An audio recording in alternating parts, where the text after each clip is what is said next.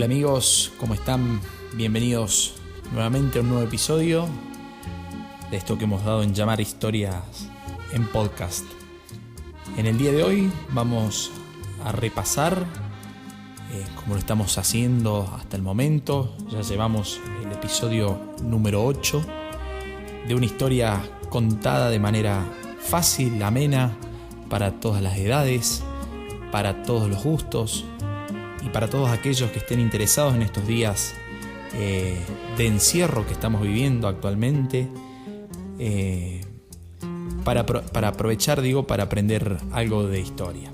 En el día de hoy, como les decía, vamos a enfocarnos rápidamente en lo que se conoció como la Revolución Rusa de 1917. Para poder hablar de Revolución Rusa, de este proceso complejo que se llevó a cabo hacia 1917 en la Rusia zarista, gobernada por zares, va a ser necesario primero extendernos un poquito más allá de la media hora en tiempo, así que les pido paciencia. Está diagramado el episodio así para que ustedes puedan tener totalmente en claro al finalizarlo lo que ha sido la base ideológica y práctica de la Revolución Rusa de octubre de 1917. Para comenzar entonces vamos a dar inicio desde las bases en cuanto a ideas, en cuanto a ideologías que han ido forjando esta Revolución Rusa de 1917. Decimos los historiadores generalmente que la Revolución Rusa de 1917 fue el momento en donde se presenta a la revolución como una alternativa de cambio frente al fracaso que el sistema capitalista estaba teniendo y estaba demostrando en lo que fue la Primera Guerra Mundial, ¿no? Y esta revolución como alternativa al cambio de modelo, al cambio de sistema, tiene una base ideológica que viene ya propuesta por el pensador. Algunos le dan tantos títulos a Karl Marx, le dicen que fue historiador, que fue economista, que fue filósofo. Bueno, en fin, esta idea de revolución como método de cambio está asociada a la figura de Karl Marx. Karl Marx, que va a ser uno de los padres de la corriente teórica que se la conoce como socialismo científico o marxismo, justamente por su nombre, va a escribir hacia el año 1848 junto con Friedrich Engels el manifiesto comunista. En ese manifiesto comunista Marx va a sentar las bases de cómo debería ser un método de cambio de modelo en cuanto a la suplantación del modelo capitalista por uno que sea mucho más justo y equitativo para todas las clases sociales. Marx va a decir que la economía va a ser la que regula a la sociedad, a la historia, incluso a la voluntad de los hombres. Entonces él va a estar hablando de una estructura y una superestructura. Una estructura que va a ser netamente económica, entonces el modelo o el sistema económico que tengamos en ese momento va a ser el que nos regula nuestra forma de vida, nuestra forma de hacer la historia y nuestra forma de pensar.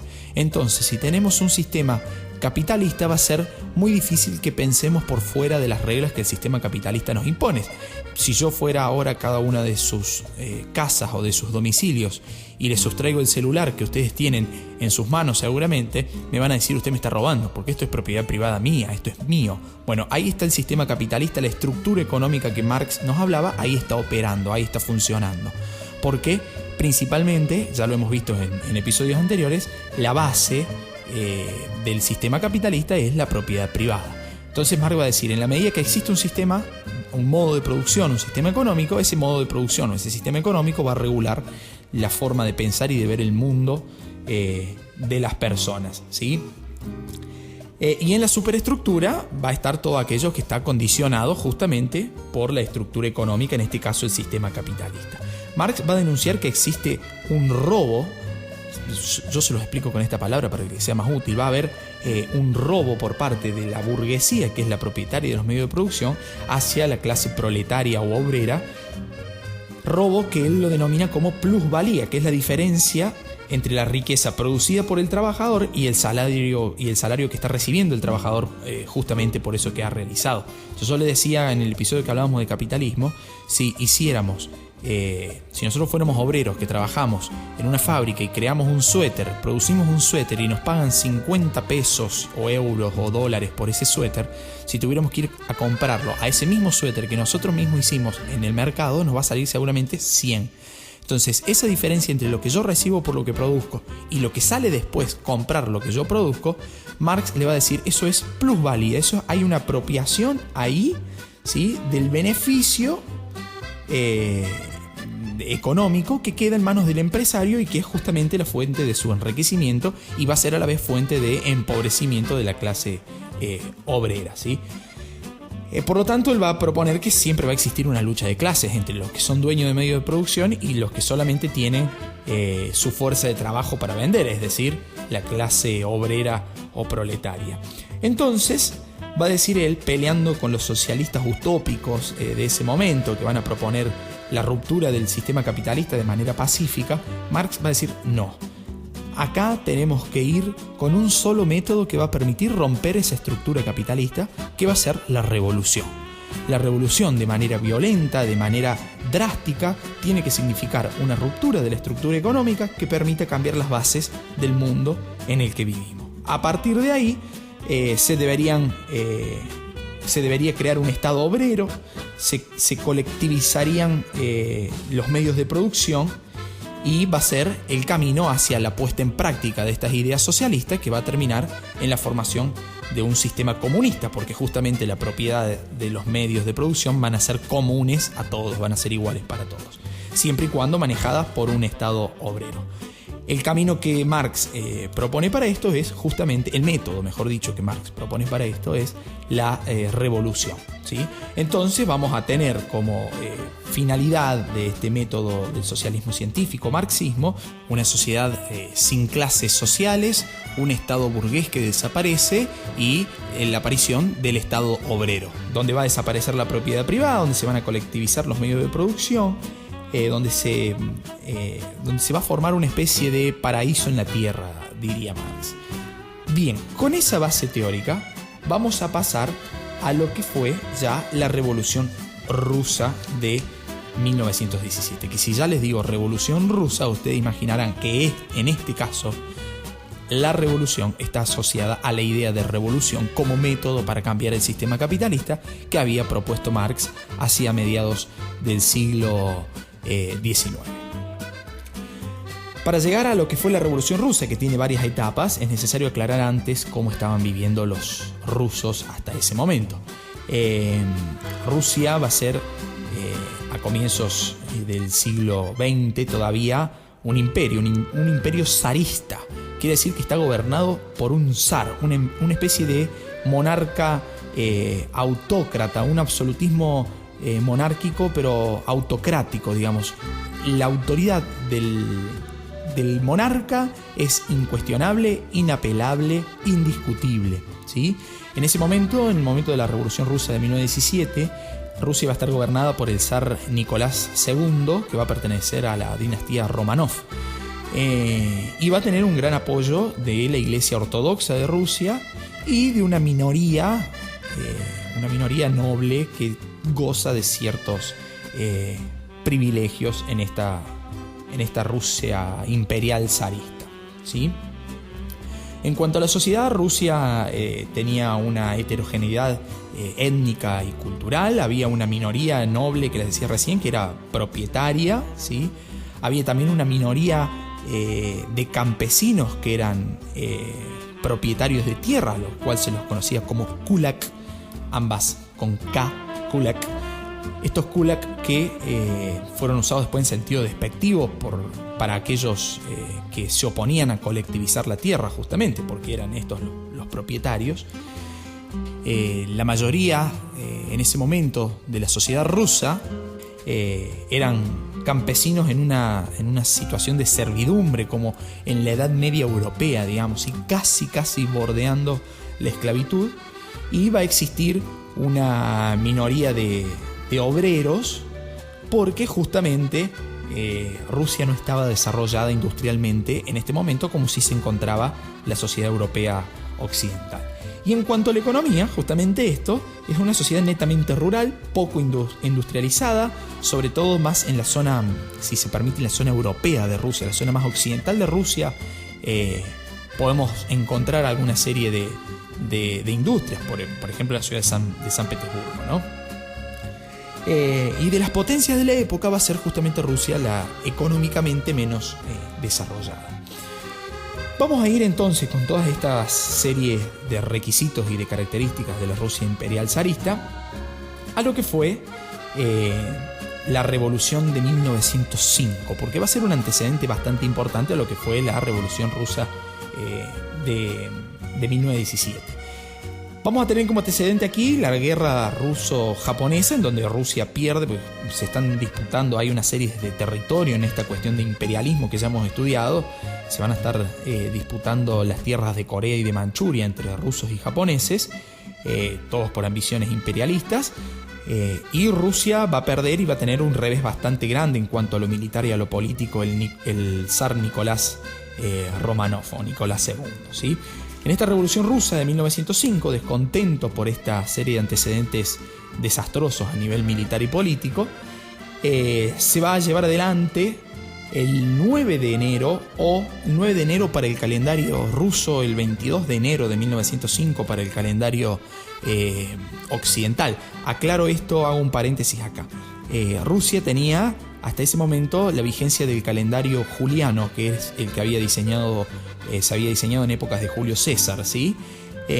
Mientras que el resto del mundo, Occidente sobre todo, ya estaba en vigencia el calendario gregoriano, que había sido creado por el Papa Gregorio XIII en 1582. A través de una bula, de estas especies de cartas normativas legales que emitían los papas, el Papa Gregorio XIII decide que desde el 4 de octubre de 1582 se va a pasar no al 5 de octubre, sino al 15 de octubre de 1582. Ahí hay una serie de días que dejan de contarse porque van a considerar, según las recomendaciones de los astrónomos, que estamos desfasados en cuanto al calendario solar, entonces hay que hacer una actualización. Esa actualización, que se conoce como el calendario gregoriano, que es el que tenemos en la actualidad los occidentales, bueno, Rusia no lo tenía adoptado. Por eso decimos que el 9 de enero o el 22 de enero, dependiendo del calendario que se lo mire, se va a llevar adelante en Rusia en el año 1905 lo que se conoce como Domingo Sangriento. En este Domingo Sangriento, que va a ser, en realidad inicia como una marcha pacífica, como una protesta de obreros y de campesinos en la ciudad de San Petersburgo, pidiendo mejoras laborales, repartición de tierras y entre otras cosas bastante tranquilas, sin consignas políticas. No se mostraban armas ni banderas, sino más bien íconos religiosos como cruces, crucifijos. Asistía la familia obrera, porque era un movimiento muy pacífico, armado por la clase obrera y campesina rusa, en protesta de manera pacífica frente al zar. Y no hay mejor idea que frente al Palacio de Invierno de la ciudad de San Petersburgo se ordena una serie de fusilamientos salvajes por parte de los soldados y las tropas cosacas a esta gente que estaba manifestando de forma pacífica. Se calcula que ha habido alrededor de 2.000 muertos en una lucha que, repito, había asistido la familia obrera y campesina sin consignas políticas, simplemente pidiendo mejoras laborales, ¿sí? Más de 2.000 muertos gracias, o por desgracia, debido al accionar de esta Rusia imperial zarista, ¿sí? Entonces se va a dar ahí una ruptura, una división definitiva entre el zar y los campesinos y los obreros. Directamente quedan enfrentados el poder autócrata del zar y esa minoría desprotegida y además sin recursos que formaban los campesinos y los obreros. Frente a una serie de pedidos que estas clases sociales comienzan a hacerle al zar, el zar comienza por otorgar algunos beneficios, como por ejemplo la formación de una asamblea consultiva, o lo que se conoce como Duma o Duma imperial rusa, que va a tener en realidad un escaso poder y una escasa participación, porque el que va a seguir gobernando en la práctica es el zar, pero contenta en un primer momento a los sectores que poco a poco creen poder participar en la vida política y en la toma de decisiones. Va a existir un manifiesto imperial en octubre de 1905, en donde teóricamente Rusia se convierte en un estado monárquico constitucional con un órgano consultivo que es la Duma, un paso importantísimo en la vida política, sobre todo para los sectores desprotegidos. Pero en la práctica era el zarismo quien seguía controlando todos aquellos mecanismos de decisión en el Imperio ruso. Por lo tanto, las clases subalternas, los obreros, los campesinos, seguían sin ningún tipo de poder en la práctica, ¿sí? Y se van a formar en 1905, después de esta revolución, con un poder que va a ser gradualmente ascendente desde 1905 hasta 1917, unos organismos de autoorganización de los trabajadores y los campesinos que se van a conocer como soviets, del cual posteriormente va a venir el nombre de repúblicas socialistas soviéticas, ¿sí? Socialistas por las ideas de Marx que le dije al comienzo, y soviéticas por estos órganos de autoorganización de los trabajadores y los campesinos rusos. Cada 500 obreros se elegía un delegado en cada una de las ciudades, y a partir de ahí se formaba un soviet por cada ciudad que iba a representar después a un soviet general las ideas y las proposiciones que surgían desde las bases obreras. Esto viene a demostrar que es la organización más adecuada para la lucha contra la burguesía y la autocracia zarista, aunque en un primer momento va a gozar de poco poder, ¿sí? Bien. Con esta sociedad rusa bastante convulsionada desde 1905, llegamos al año 1914, en donde Rusia ingresa a la Primera Guerra Mundial formando parte de la Triple Entente con Francia y con Inglaterra. Esta guerra le va a traer serios problemas a Rusia, porque estamos hablando que además hay problemas económicos, una pobreza muy grande, un mundo muy ruralizado, un poder político que se está cayendo a pedazos, y que además el monarca autócrata del zar no delega poder en nadie. Entonces toda esta serie de problemas va a llevar a una insatisfacción general del pueblo ruso hacia la figura del zar y la figura imperial rusa, ¿no? Entonces, el 27 de febrero, esto es lo que se conoce como Revolución de Febrero de 1917, siguiendo el calendario juliano, Revolución de Marzo para el calendario gregoriano, como les explicaba recién. Esta Revolución de Febrero se va a los soldados que son opositores al zar y los trabajadores, los obreros, los campesinos, van a invadir el Palacio Tauride y logran la renuncia, la abdicación del zar, y se forma un gobierno provisional, al mismo tiempo que los obreros y los campesinos reorganizan esta figura de los soviets que recién les comentaba, ¿sí? Este gobierno provisional, que está mientras tanto reemplazando al zar y que tiene como primer objetivo, sobre todo representando el apoyo popular que el gobierno provisional tenía, esto es un ícono, digamos, terminar con la última monarquía autócrata que existe en el mundo a comienzos del siglo XX. El principal objetivo que tenía el pueblo ruso era la salida de la guerra y tomar medidas para terminar con el hambre y con las demás situaciones que estaban siendo un calvario para la clase obrera rusa, como por ejemplo la distribución de tierras, la reducción de la jornada de trabajo, las mejoras en las condiciones laborales. Esos conflictos no van a ser oídos por el gobierno provisional que estaba en manos de Kerensky. Entonces se van a ir intensificando los conflictos y se va a dar una especie de lucha entre dos partidos entre dos secciones del Partido Obrero Socialdemócrata Ruso, que ya se habían formado en 1903, que ya habían tenido alguna participación en la Revolución de 1905, que son las facciones bolcheviques y mencheviques. Bolcheviques, que en ruso vendría a significar algo así como la mayoría, estaba liderada por Lenin, y Lenin defendía la teoría marxista de la revolución como método para terminar con el sistema capitalista y sobre todo el sistema autócrata del zar. Y por otro lado, los mencheviques que significa algo así como las minorías, en contraposición a los bolcheviques, que van a estar dirigidos en 1917 por Plejanov, y que van a mantener una idea moderada o pacífica, como por ejemplo puede ser las elecciones como método para terminar con el sistema capitalista. Plejanov no va a tener una idea muy errada, digamos, sino que va a decir, si el 90% de la sociedad son obreros o campesinos, si hacemos unas elecciones, claramente tienen que ganar los burgueses y los campesinos. El tema es que en la práctica esas elecciones son difíciles de alcanzar porque el sector que controla el poder son justamente los burgueses, o en este caso particularmente una sola persona, que era el zar Nicolás II, ¿sí?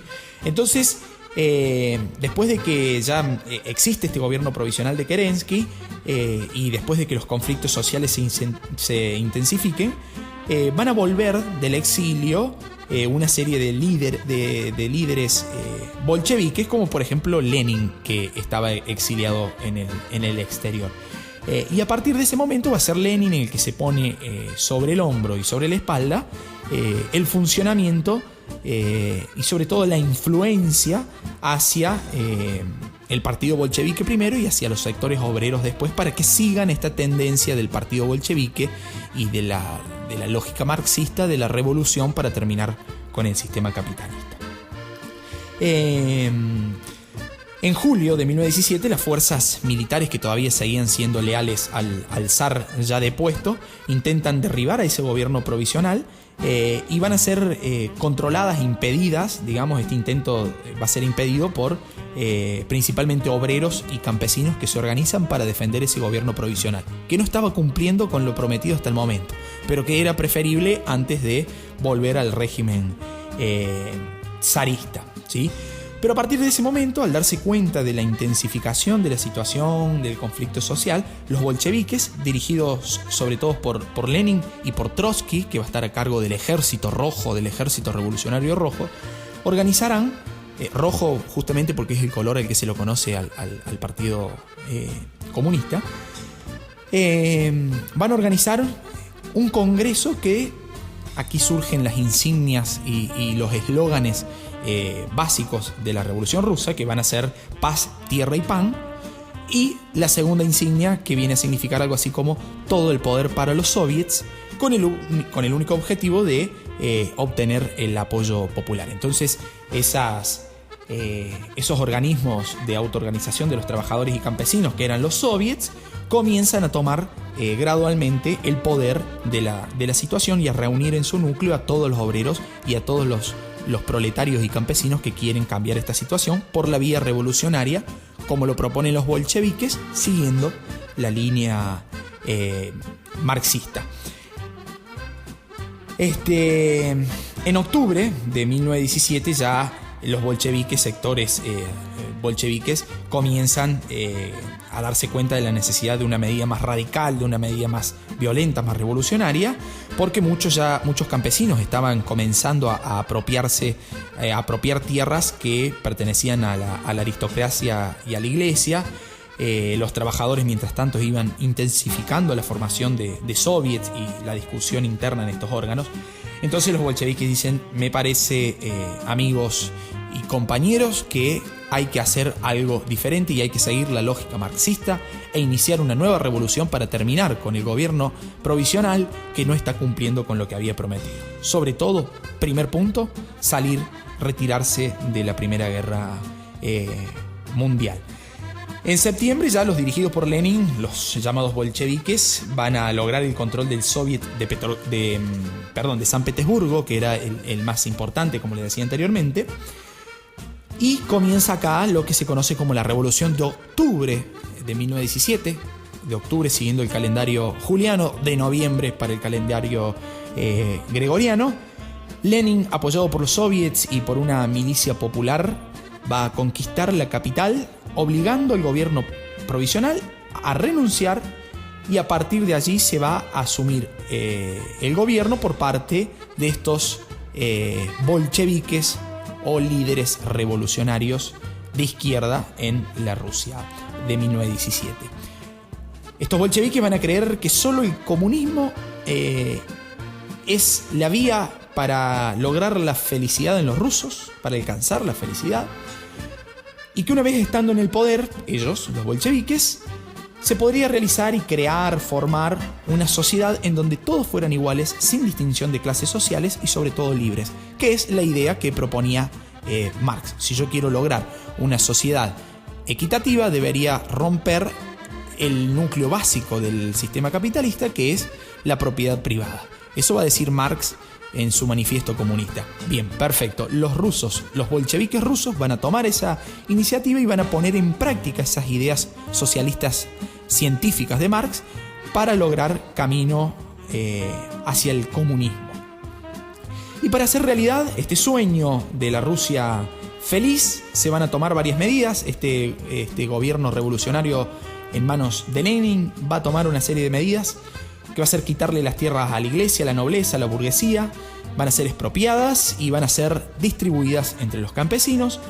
Y casi todo, en un 95% de las propiedades de la Rusia imperial zarista fueron colectivizándose y pasaron a ser propiedad del Estado, que ahora estaba en manos de los obreros. Y esto es lo que Marx denominaba la dictadura del proletariado, porque van a ser los proletarios los que van a controlar el poder y no los burgueses, en contraposición a las revoluciones burguesas que hemos propuesto en episodios anteriores, en donde es la clase social burguesa la que toma el poder. En este caso, con los proletarios en el poder, las fábricas, las tiendas, los bancos, los órganos políticos en general, los espacios de ocio, de entretenimiento, de diversión, todo va a ser colectivizado, todo va a ser propiedad del Estado, que teóricamente debería, y encomillemos y subrayemos y pongamos grandes alarmas sobre esto, ese Estado comunista debería asegurar igual acceso a todos para lograr una equidad dentro de las clases sociales. Entonces, entre octubre del 17 y marzo del 18, este Estado comunista ruso en manos de bolcheviques va a lanzar las principales bases que van a dar formación a ese nuevo Estado.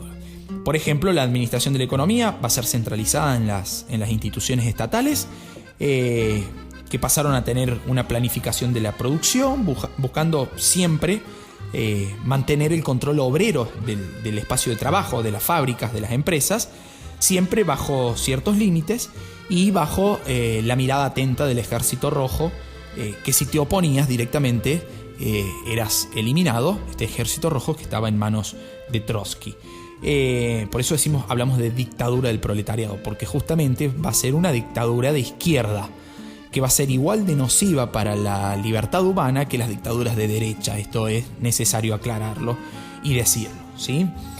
El primer acto entonces importante de este nuevo gobierno va a ser justamente que se estaba pidiendo ya en la revolución de febrero-marzo de 1917, que va a ser retirar a Rusia de la guerra, y se va a hacer efectivo este retiro en febrero de 1918, cuando se firma con Alemania el tratado de Brest-Litovsk, sobre el que ya hemos hablado en el capítulo de Primera Guerra Mundial, en donde se retira Rusia de este conflicto bélico. Igualmente va a comenzar un periodo de guerras internas, porque una vez que el hombre comienza a tener poder en sus manos, comienza a sentirse cada vez más incontrolable. Y esto va a ser el pecado que hiere de muerte a la Rusia de estos primeros años, porque va a comenzar allí una guerra civil.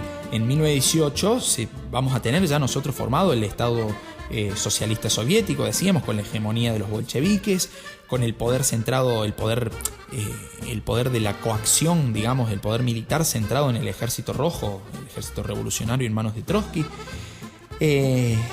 Se va a fortalecer ese partido comunista, pero se va a formar a la vez un régimen unipartidista. O pensás como yo, o estás fuera. Y si estás fuera, te va a caer la maquinaria del Estado a reprimirte. Esa maquinaria del Estado es justamente el Ejército Rojo, que en el mejor de los casos podía llegar a confinarte a Siberia. Acá nosotros en Latinoamérica tenemos un dicho para hacer referencia a esto, que es decir, me mandaron a Siberia, como diciendo, me mandaron al medio de la nada, sobre todo acá en Argentina, en estas grandes extensiones de tierra. Decimos, me mandaron a Siberia, me mandaron a un lugar desconocido, solo, sin recursos. Bueno, este dicho proviene justamente de uno de los mecanismos de eliminación de la oposición política en la Rusia bolchevique o en la Rusia socialista comunista, digamos, ¿no?